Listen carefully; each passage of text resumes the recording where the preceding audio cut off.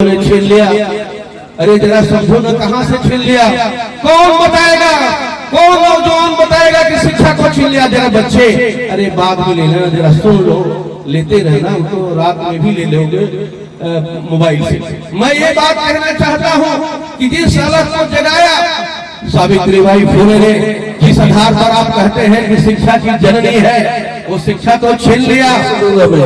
आप मुझे मुख्य अतिथि बना दिया है, हमारे गायिका आएंगे तो मैं उनको क्या दूंगा?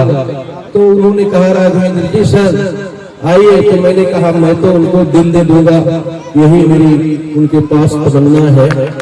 तो मैं ये बात कहना चाहता हूँ, ये बात मैं इसलिए कहना चाहता हूँ, यहाँ कोई मेरा रिश्तेदार नहीं बैठा है व्यक्तिगत, न मेरे नाना है, न मेरे मामा है, न मेरी नानी है, न मेरी काकी है, लेकिन जितने लोग बैठे हैं ये सभी समाज के लोग, मेरे मामा है, नाना है, दादा है।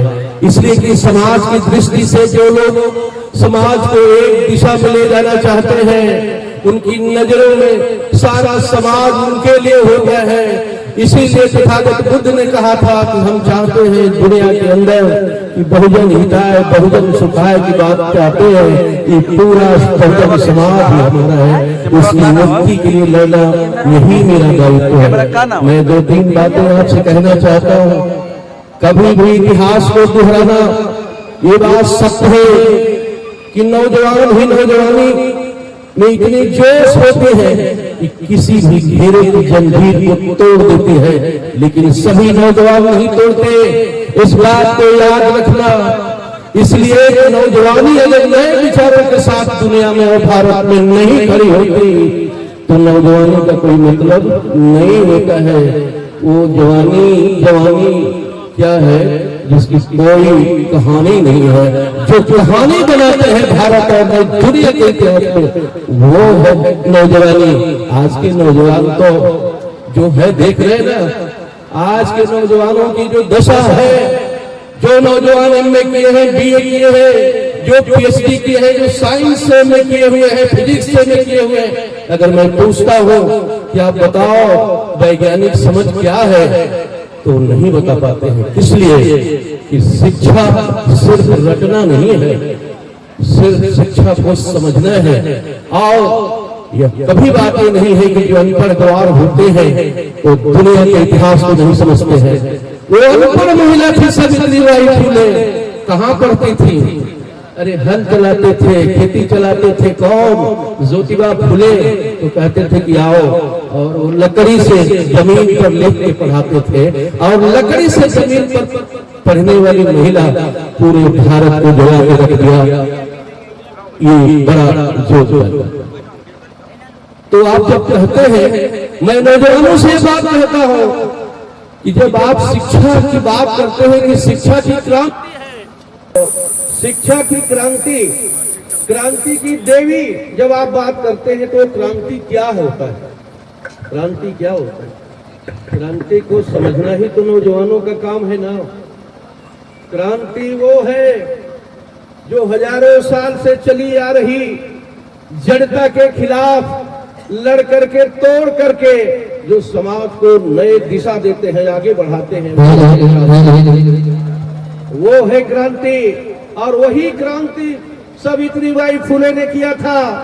इसलिए सावित्रीबाई फुले ने किया था कि हजारों साल से जो समाज की पुरानी मान्यता थी कि एक दलित शोषित समाज और एक ब्राह्मण समाज की मान्यता थी कि एक महिला शिक्षा नहीं ले सकती है, लेकिन सावित्रीबाई फुले ने ठान लिया था कि हम इस समाज को शिक्षित करने का काम करेंगे। मैंने देखा इतिहास के अंदर राजा राम मोहन राय से लेकर जितने देश के अंदर महाराष्ट्र में एक बड़े बड़े नेता थे, उनकी चमचमाती पत्नियां थी, चमचमाती सुंदर थी, बहुतों के, राजा राम मोहन राय से लेकर सारे लोगों के। लेकिन किसी ने ज्योतिबा फुले की पत्नी सावित्रीबाई फुले का वो मुकाबला नहीं कर पाया।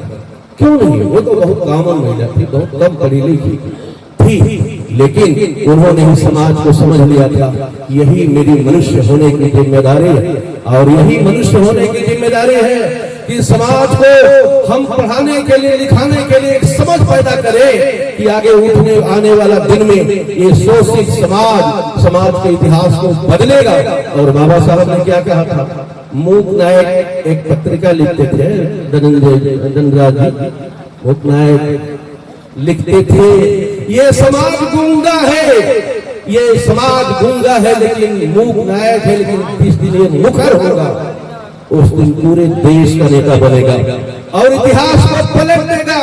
जो हजारों साल अपने दूध को पालिश कराते रहे, जो हजारों साल दूध को पालिश कराते रहे, वो लोग उनके दूध की पालिश करते हैं। और जब बहन जी जाती हैं तो दूध का पालिश करने वाले कलेक्टर मिलता है, नेता MP MLA मिलता है। देखते हैं इतिहास कहाँ गया, पलट गया। तो जो नौजवान इतिहास को पलटने की धारा को कोशिश करते हैं, असली नौजवानी वो है, वही इतिहास को भगत सिंह ने उठाया था। मैं समझता हूँ सोनालिका से भी कम उम्र के हो गए भगत सिंह, 22-21 की आयु में भगत सिंह ने जगाया था। वही देश के अंदर ज्योतिबा फूले है। मैं आपसे बात कहना चाहता हूँ, इतिहास के अंदर पूरे ग्लोबल पैमाने पर अगर बाबा साहब को सिंबल ऑफ नॉलेज कहते हैं, अगर बाबा साहब को आप दुनिया के कहते हैं कि दुनिया के ज्ञाता थे, तो हम सोचता हूँ कि हम लोग तो उनके रोए के बाल भर भी कुछ बन सके कि क्या? यही देश के अंदर दुनिया के इतिहास में लोगों ने आंदोलन किया है। अगर अपने महामानव के मिशन को अगर याद करते हैं तो उस महामानव की मिशन को समझना ही असली काम